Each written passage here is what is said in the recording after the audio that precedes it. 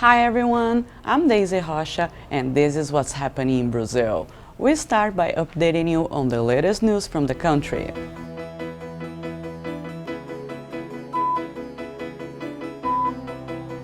Gymnast Rebeca Andrade won gold in the floor final in Paris and became the biggest Olympic medalist in Brazil's history. In total, the 25-year-old has won 6 medals in 2 Olympic Games. In Paris, she had won 2 silvers and a bronze. Back in Tokyo 2020, Andrade won 1 gold and 1 silver. Brazil also won silver and bronze medals in surfing with Tatiana Weston-Webb and Gabriel Medina. Out of all the first 14 medals Brazil won in the Olympics, a record 9 were won exclusively by women. An unprecedented survey by the Center for Analysis of Brazilian Society reveals that only 20% of Brazilians are against taxing big fortunes. The study shows that 53% favor the measure, while 16% have no opinion and 12% decline to answer. Since 2008, the Congress has been working on a bill to create a tax on big fortunes, which has been awaiting plenary consideration since 2012. Parliamentarians from the Socialism and Liberty Party have asked prosecutors to investigate the mayor of São Paulo, Ricardo Nunes.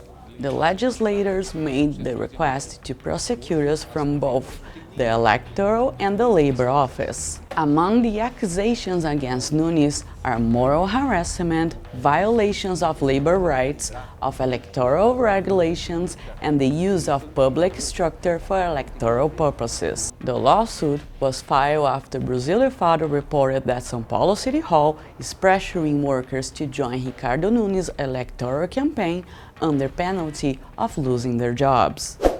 Big landowners carry out 2 armed attacks in the town of Douradina, state of Mato Grosso do Sul, injuring 11 Guarani Kaiowá indigenous people, 2 of them seriously.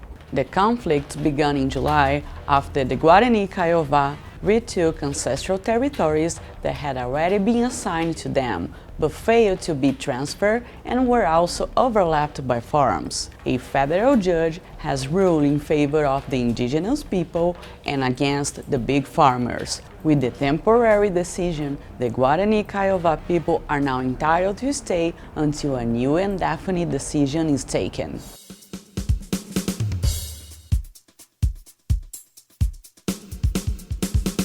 Left aside in recent years, science has returned to center stage in Brasilia. For 3 days, the 50th National Conference on Science, Technology and Innovation brought together researchers, companies, public and private entities, and part of the federal government to debate proposals for the future. You can watch the main highlights now on our Story of the Week. After a 14-year break, Brazil held a national conference on science, technology, and innovation to outline strategies for the sector's next decade. In the first week of August, a large part of the national scientific community met in Brasilia to discuss proposals and resume investments and resolutions that had been suspended. The scientific community continued to fight, trying to improve scientific production in Brazil, but there was no planning.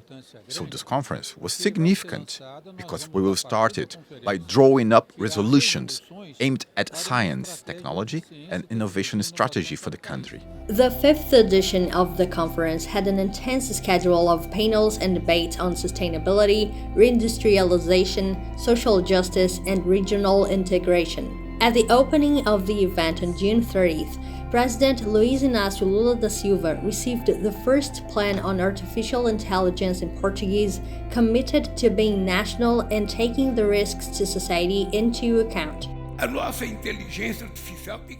Our AI needs to be intelligent, and we want to make it a source of employment in Brazil to train millions of young people who are preparing for the debate.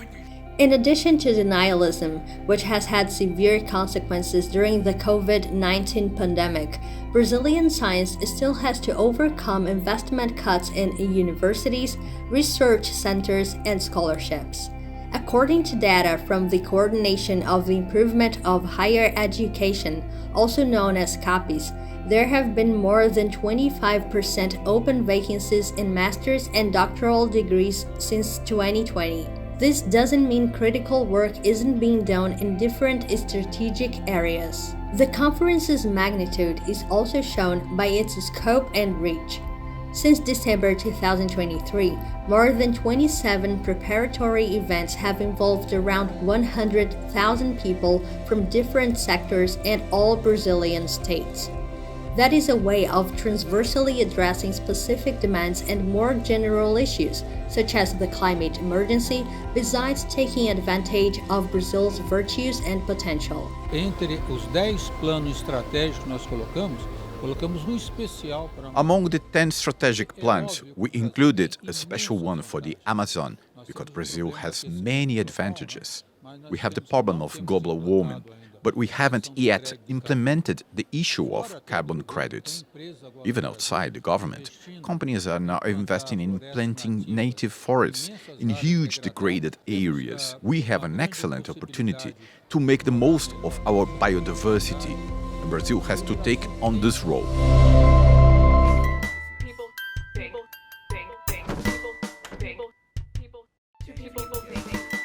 In this week's Culture Talk, you will learn about a sport that is still not widely practiced and a social educational inclusion initiative. Since May this year, the Brasilia Rowing Federation and the Ministry of Sports have given free rowing lessons to 40 federal district public school students.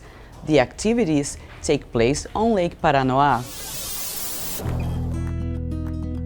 Anyone who lives in Brasilia, Brazil's capital city, knows that it has beauties and leisure spots only enjoyed by a small portion of the population. At the center of the city's famous and airy urban project is Lake Paranoá. It is at the site of those who drive by car, well accessible to residents, but almost invisible to those who travel in and out of Plano Piloto by public transport. With this in mind, and one of the most popular sports practiced on the lake, rowing, the Vamos Remar, Let's Row in Portuguese project has opened its doors to public school students. I'd already had a few experiences on the lake before rowing, but I'd never been on those boats, jet skis, or that sort of thing. By practicing rowing, I was on the lake for the first time. We want to bring young people to rowing, and this project was designed for public schools to allow students from different backgrounds to engage in it. Despite being in the Plano Piloto, we know that public schools have few opportunities to access the lake. Many students come from other regions, such as other satellite towns. The general population does not use the lake much, especially those not in the pilot plan. The project was approved by the Ministry of Sports and funded by a parliamentary grant from Senator Leila Barro. It involves 40 high school students from 2 public schools that are part of Plano Piloto. This project is very much in line with a notorious reality in the federal district. Many young people don't have access to Lake Paranoá or rowing. So, in addition to promoting citizenship and well-being, it is an opportunity for young people from various social classes to interact, and for those who are more vulnerable to get to know Lake Paranoá and learn about the incredible sport of rowing. I said to the president of the Rowing Federation that we have to increase the number of days. It's too little. It's only 2 days a week. It has to be 3 days. It has to be more, you know? And here we have a very difficult situation because rowing clubs are very far from the city. Nobody knows how valuable this lake is, you know? And these kids need a sport. Arriving in a van funded by the project, getting a snack, and enjoying the lake with friends sounds like fun, but it is not. You have to work hard. I will teach them to row. What I can get out of them, 1, 2, or 3 students, will be fine. But what we're doing is valid, you know? Because we are going to teach these guys how to row. I'd heard of it before, and I'd seen it at the Olympics, but I hadn't noticed how difficult it was for us. We managed to adapt and improve, and we ended up really enjoying it. It was very good. In addition to bringing more diverse people to the lake, the idea is to introduce Olympic rowing and strengthen this sport. In Brasilia, the sport is currently more common among adults over 30 who can afford the high equipment cost. That's why it is so important to win over the younger generation. Also thinking about the rowing federation, the project is a way to train new athletes.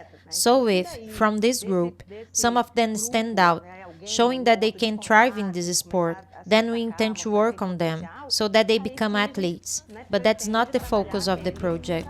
The Let's Row project is expected to last a year, but the hope is that the idea will expand and open up space for more people to experience the sensation of gliding across the water. And, who knows, help give a new face to Brazilian rowing, or at least to Lake Paranoá.